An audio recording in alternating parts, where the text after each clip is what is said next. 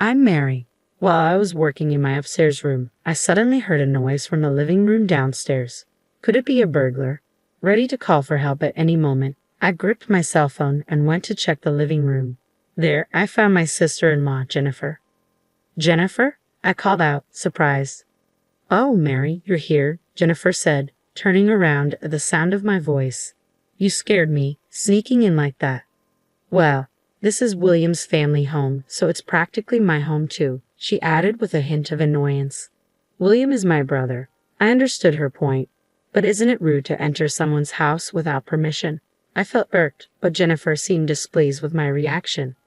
Approaching me, she said, instead of that, you're home again today?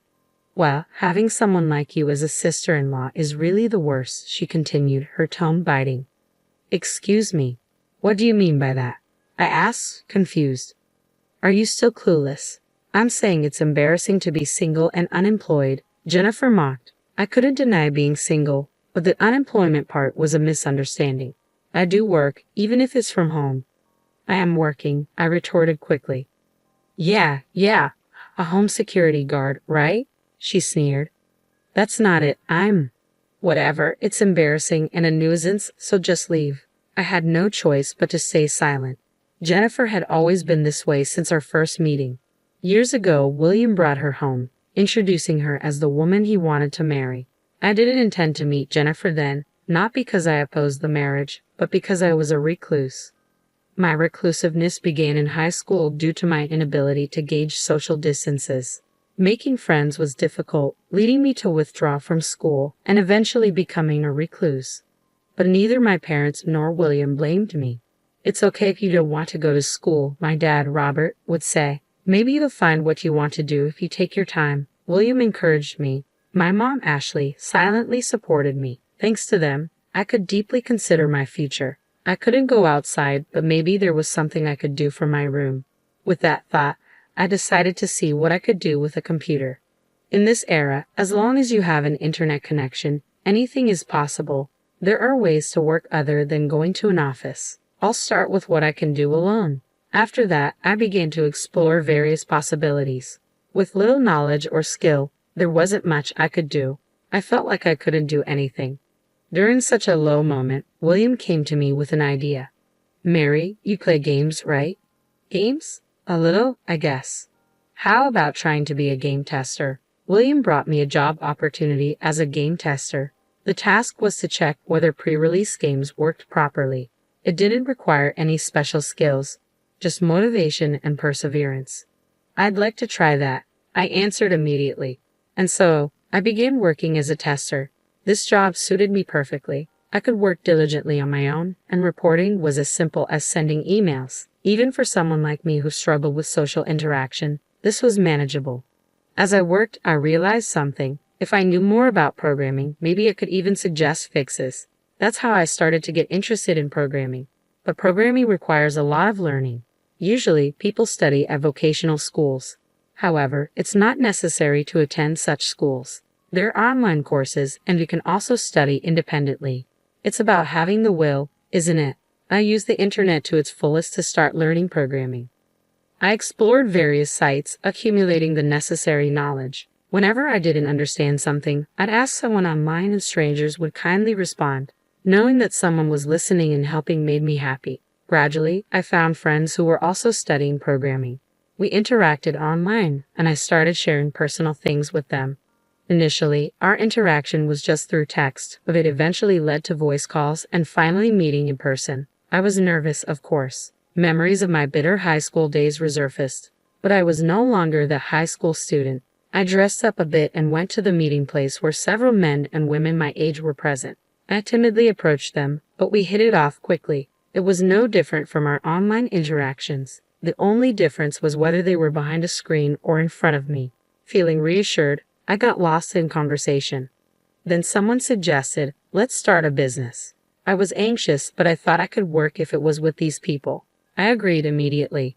That's how I started a company with friends I met online. Some had experience in sales, others had worked in regular companies. With such a diverse group, we faced no major issues in starting our business. Mary, just do what you can, they told me, and I felt a weight lift off my shoulders. I committed to giving my best in what I could do. Then a month later, I received my first paycheck. It was totally different from the earnings I had ever made before. Working as a tester, I received my first salary as a full-time employee. For someone who had given up in high school, this was a huge deal. Now, I felt like everyone else. Until then, I had lived in a world isolated from society, but this made me feel like part of the community. With my first salary, I thanked my parents and William, showing my gratitude for not giving up on me when I became a recluse. My parents were happy, and so was William. Their smiles motivated me to work even harder. The company grew rapidly, and my salary increased significantly. However, I didn't have much to spend it on. Most of my work was done from home, so I didn't need things like suits for commuting. The only place I'd occasionally go was the nearby grocery store. Since my work was almost like a hobby, I had virtually no use for money. Mom, what should I do? Should I just save it?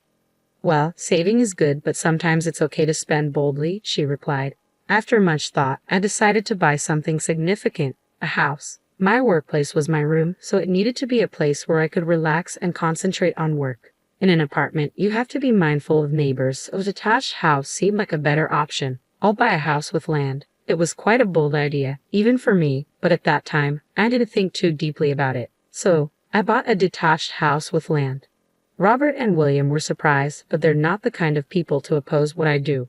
They accepted it graciously. Only Mom seemed worried. I shouldn't have said anything. Mom regretted her words. It's okay. I wanted to buy it really. If that's the case, then it's fine, she conceded. Her regret might not have completely vanished, but that changed instantly when we moved in. This kitchen is so user-friendly. Mom, Ashley, was overjoyed with the state-of-the-art kitchen. In that moment, I felt glad I had bought the house. Dad, Robert, also expressed his satisfaction. It's close to the company, and having a parking space is convenient. William spoke to me earnestly. I'm proud to see you all grown up, Mary. It's because you introduced me to the tester job, I replied. But without your efforts, this wouldn't have happened. You're amazing, Mary. Thank you. I owed so much to William. That's why when I heard about William's fee and Kate coming, I decided not to meet her. I thought it would be better to pretend I didn't exist so William wouldn't be judged because of me. But William thought differently. Mary is my proud sister. I want you to greet the woman who's going to be your sister-in-law, he insisted. Okay, I understand. I agreed, unable to refuse his words. So, I decided to meet Jennifer. Nice to meet you. I'm Jennifer. My first impression of her was that she liked brands. Apparently, she worked at a bank and her clothes and accessories were all branded. Even her perfume was from a top brand. However, she spoke elegantly and seemed considerate. My parents quickly took a liking to her, and the family meeting went smoothly. Well, I have work to do, I said, trying to leave early. I thought it would be fine for the rest to enjoy a meal together. My parents, William, and Jennifer. That's what I thought. My parents and William didn't try to stop me, but Jennifer was different. As I was about to leave, she stopped me. Hey, why don't we exchange contact information? We're going to be sisters-in-law, after all. But, come on, let's get going, Jennifer said cheerfully. For some reason, her smile sent chills down my spine. I had a bad feeling about her, but I couldn't refuse in that atmosphere. Okay, I'll go get my cell phone, I said, just wanting to get it over with quickly. I could always brush her off if she contacted me. Thinking this, I went to get my cell phone. Jennifer then smirked unpleasantly. Since we're here, let's go together. Show me your room, will you? Okay. I took Jennifer to my room. Looking around, Jennifer said, So, this is your room. You're a recluse here, aren't you? A recluse, yes. Just staying in your room, unemployed, isn't that right? I instinctively braced myself against such a spiteful person. Then laughing, Jennifer said, What, you're on guard against me? Did you hate being called unemployed that much? Of course, I'm not unemployed. Home-based work isn't a real job. You can't make a living that way. I can. Yeah, as long as someone supports you. Supporting me, thinking you're a full-fledged adult with just a small income. Don't make me laugh. How much I earn is none of your business. It matters to me. Having an unmarried, unemployed sister-in-law is embarrassing. I am single, but I'm not unemployed. Oh, right, you do home-based work. Sorry, I'm forgetful, Jennifer said, completely looking down on me.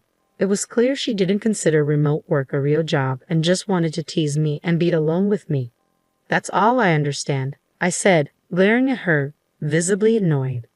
Looking at me like that won't change the reality. If you're upset, find a real job. I am working. You're such an annoying child. If you weren't here, I could have lived in this house. Jennifer's spiteful words were unbearable. She could visit, but she couldn't force me out because this was my house. Yet unaware of this, Jennifer frequently came over and whispered to me to leave when my parents and William weren't around. It was intolerable. Can't she just stop? I grumbled to myself. Today, it finally happened. Jennifer silently entered the house and outright told me to leave. That was the last straw for me. I won't leave, and don't enter the house without permission. What? An unemployed person telling me off. I'm not calling you a nuisance. I'm saying what you're doing is unreasonable. Shut up. Be quiet for once. Jennifer headed upstairs. I hurried after her and found her in my room. What are you doing? This is my room, I yelled. But Jennifer ignored me. Looking around my room, she said, This is perfect. There's a computer and it's spacious. Better suited for me than you. Get out of my room. Shut up. Unemployed. You don't deserve it, so I'll take it. What? No way. Get out. Somehow, I managed to push Jennifer out of my room, then forcibly dragged her out of the house. I was surprised by my own strength. Realizing I was playing with fire, I quickly called William. Despite being at work, he answered. What's up, Mary? Did something happen? William, actually. I explained how Jennifer had entered the house on her own and demeaned me all this time. William was furious. What? To my dear sister? I can't forgive this. Okay, I'll talk to her. Thanks, William, I said, feeling relieved. After thanking him, I hung up.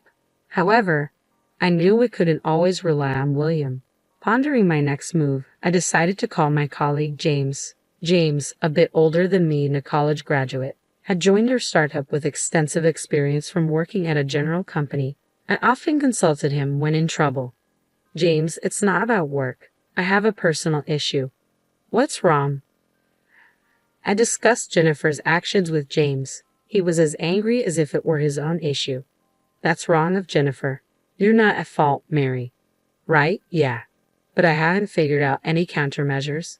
Then I'll tell you a good strategy. It's this.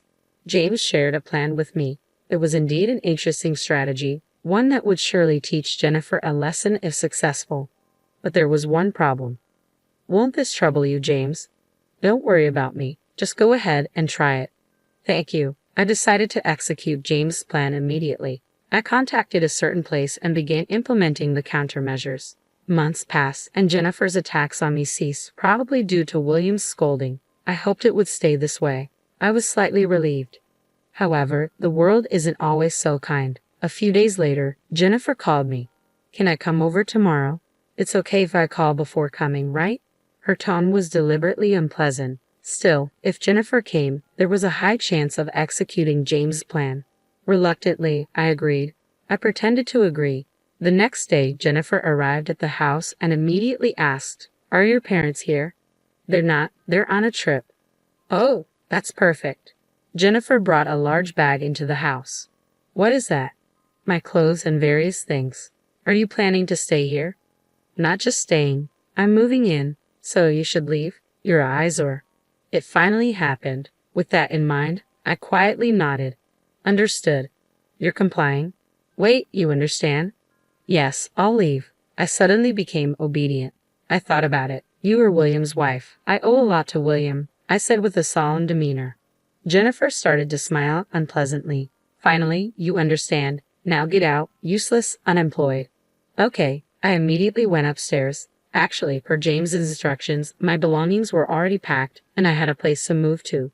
In other words, everything was going according to James' plan. I called the moving company and returned to the living room where Jennifer was relaxing on the sofa. You're fast. Well, a reclusive unemployed wouldn't have much to move, I guess. Although I wanted to retort, I didn't. I'm leaving now. The movers will come later for my things. Yeah, and please, don't regret this. Regret? As if. I thought we're fresh without a recluse around. Leaving Jennifer's mocking laughter behind, I left the house. Then I contacted my parents. Dad, are you enjoying the trip? Yeah, I'm really happy. What's up? I'm glad. Actually, I told them about Jennifer's visit to the house. I explained the reason for the sudden trip and James' strategy to my parents, asking them to act accordingly. My parents readily agreed, largely due to the description of Jennifer's unreasonable behavior. This will work out well. She'll regret it, I muttered to myself as I headed to my new home. A few days after moving, the end of the month was approaching, and I was excited. Any time now, Jennifer should contact me. I waited for the call, and then it came. The phone rang, and as soon as I answered, Jennifer yelled, "What's the meaning of this?" "What's wrong, Jennifer? Why do I have to leave?" "You don't have to leave, just pay the rent." "Rent? This house is our family home, isn't it?" "It was, but I've sold it." "You sold it. Why do you get to decide that?" "Because it was my house." "Your house?" "Yes, that house was." I'd explained about starting an IT company with my colleagues and working there. William must have told her too, but since Jennifer looked down on me, I assumed she hadn't listened. So I explained it all from the beginning. Shocked, Jennifer asked, "So you really sold this house?" "Yes. Are you familiar with leaseback?" "What's that?" "Leaseback is a system where you sell your home to a company and then rent it to continue living there.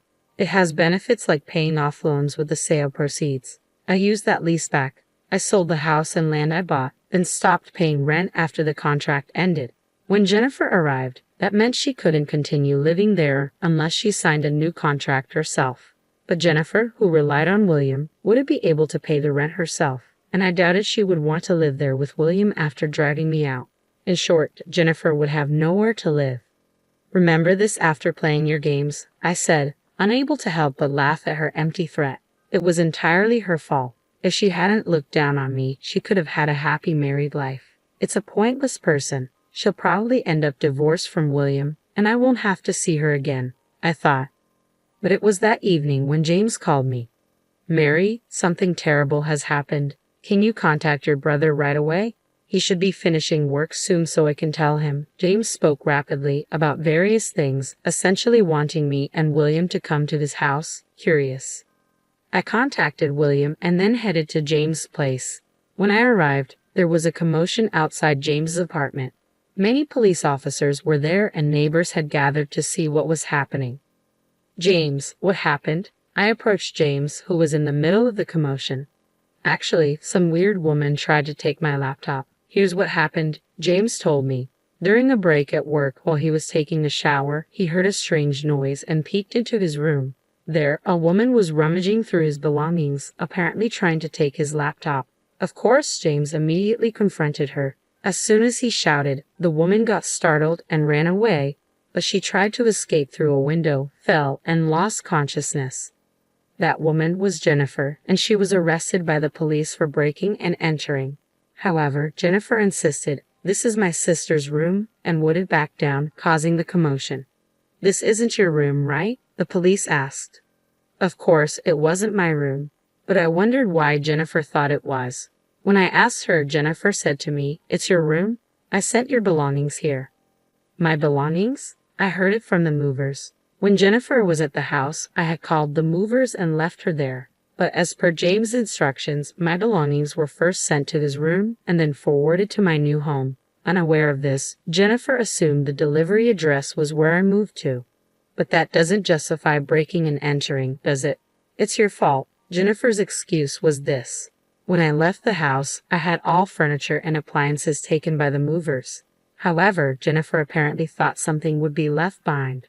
Her plan was to sell the leftovers and use the money for living expenses, but that plan failed. She thought she could still manage if the house was there, but then she learned she couldn't live there anymore. In retaliation, she planned to sell my laptop for cash. She intended to enter my house but ended up in James's room instead. That was the real story. "It's your fault. Remember this?" Jennifer continued to shout such things. In the end, Jennifer and William got divorced. William demanded compensation from Jennifer. However, there was no way Jennifer could pay it because she had debts. She wanted to take over our house, sell its contents for money to pay off her debts. Anyway, Jennifer is in prison now, unable to do anything. And her parents ended up paying the compensation on her behalf. Because of Jennifer's incident, I've come to rely on James more than ever. I might not have been able to do anything without him. That's when I realized something. I'm in love with James.